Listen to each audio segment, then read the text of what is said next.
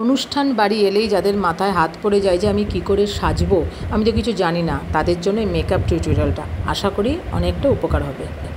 আজকে যে মেকআপটা দেখাচ্ছি সেটা আমাকে হোয়াটসঅ্যাপ করেছে একজন, মেসেঞ্জারেও লিখেছে যে আমি তো মেকআপের কিছুই জানি না, একদম ইজি ওয়েতে আমাদের একটা মেকআপ দেখিয়ে দিস। তো আমি তাদের জন্যই এই মেকআপটা করছি। তো ফার্স্টে আমার পুরো বেয়ার স্কিন, তো ফার্স্টে একটা টোনার স্প্রে করতে হবে। তো আমি এই টোনারটা স্প্রে করছি, কারণ এটা আমি গরমে করছি, মানে এখনও গরম আছে, ঘাম হবে, তো সেই জন্য এইটা আমি স্প্রে করছি। স্প্রে করে নিলাম এবং এখানে এটাকে শুকাতে সময় দিতে হবে।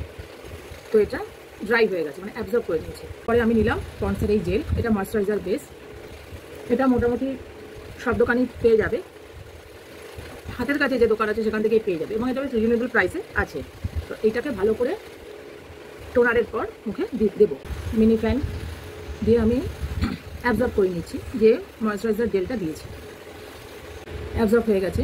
তো আমি যেহেতু এটা যারা বিগিনার তাদের জন্য, যারা অনেক আইটেম কিনতে চায় না মেকআপের, তাদের জন্য করছি, সেই জন্য আমি ডাইরেক্ট ফাউন্ডেশনে চলে গেলাম। তো আজকে আমি ম্যাট ইউজ করছি, আমার স্কিন টোন অনুযায়ী নিয়েছি।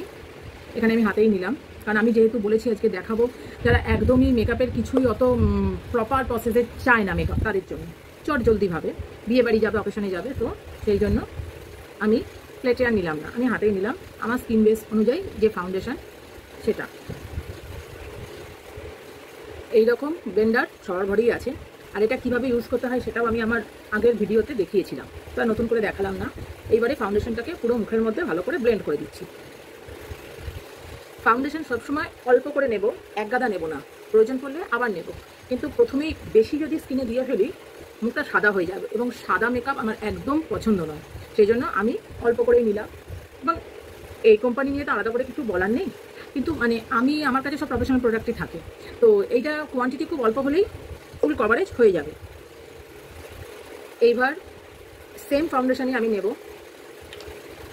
নিয়ে যেখানে যেখানে হাইলাইট এরিয়া আছে, যেমন এই জায়গাগুলোতে চোখের একটু নিচ থেকে দেবো। হ্যাঁ, আমার একটু ওপরে লেগে গেল, কারণ এই জায়গাটা হচ্ছে খুব মানে পাতলা জায়গা, তো এখানটাতে এমনিতেই আমাদের ভাঁজ পড়ে, সেই জন্য চোখ থেকে একটু নিচে করে এখানে দিলাম, একটু ডিপ করে এইখানে দিলাম, এখানে দিলাম, আর কপালের এখানে দিয়ে সেটাকেও ভালো করে ব্লেন্ড করে দেবো। যারা ইজি মেকআপ করো তারা এটাকে স্কিপ করতে পারো, কিন্তু আর যারা চাও যে আমি প্রপারভাবে মেকআপ করব, তাদের জন্য আমি ইজি টেকনিকে একটা কন্ট্রোলিং শেখাচ্ছি। এর প্যালেট নিলাম, তো এইখান থেকে আমরা একটা ডার্ক কালার নেব। এবার যারা আমরা ইজি টেকনিকে কন্ট্রোলিংটা কীভাবে করবো, দেখো আমরা তো কখনোই সবসময় এরম করে রাস্তায় বেরোই না, তো আমাদের কন্ট্রোলিংটা কীভাবে হবে, আমাদের চোখের এখান থেকে দাগটা আসবে এত অবধি, আর কানের এখান থেকে দাগটা আসবে, মানে আমাদের এইটুকু জায়গাতে কন্ট্রোলিং করতে হবে, মানে এইখানটাতে আমাদের কন্ট্রোলিংটা করতে হবে। কি করে বুঝবো এরম করলে বোঝা যাচ্ছে, যেটা না করে কি করে বুঝবো। তো প্রত্যেকের স্কিনের মানে মুখের ঠিক এখানটার করে দেখবে এই যে হাড়টা এসে, যে বোনটা এসে এখানে এসে শেষ হচ্ছে, এটা পয়েন্ট। তো এইটা যদি পয়েন্ট হয়, আমি এখানে একটা এই দিলাম,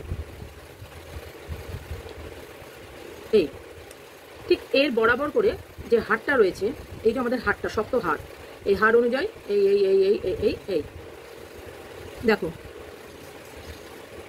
হ্যালো, তাহলে কি হলো, এই যে চোখের থেকে এলো এত অবধি, ঠিক চোখ থেকে এত অবধি, কানের এত অবধি, যে হাড়টা, এইটা হলো কন্ট্রোলিং। সেম এই প্রসেস এখানে আমাকে এখানে দেখতে হবে হাত দিয়ে এই হাড়টা কোথায় শেষ হচ্ছে, গর্তটা, এই গর্তটার মধ্যে দেবো একটা পয়েন্ট। আচ্ছা, আমার ডাবল চিন নেই, কিন্তু যাদের ডাবল চিন আছে তারা কি করবে, তারা এই যে একটা ছায়া পড়ছে না আমাদের, এই ছায়াটার এখানটা থেকে টানবো, ওপরে উঠবো না, যে ছায়াটা পড়ছে সেই ছায়াটার মধ্যে টানবো, ব্যাস। আর যদি যাদের কপাল যদি বড় থাকে, আমার কপাল অত বড় নয়, তাহলে এখান থেকেও আবার টানবো, এখান থেকেও টানবো। দেন ব্লেন্ডটা যে করবো, এটা করবো ওপর দিকে, এটা ওপর দিকে হবে। এবার এইটাকে নিচের দিকে টানবো, যাদের ডাবল চিন আছে তাদের জন্য এটাকে নিচের দিকে ব্লেন্ড করে দেবো।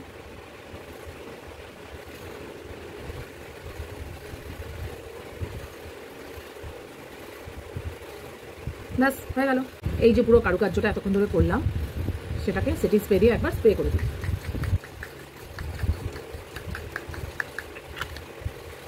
এটাকে এবার অ্যাবজর্ব করতে সময় দিতে হবে।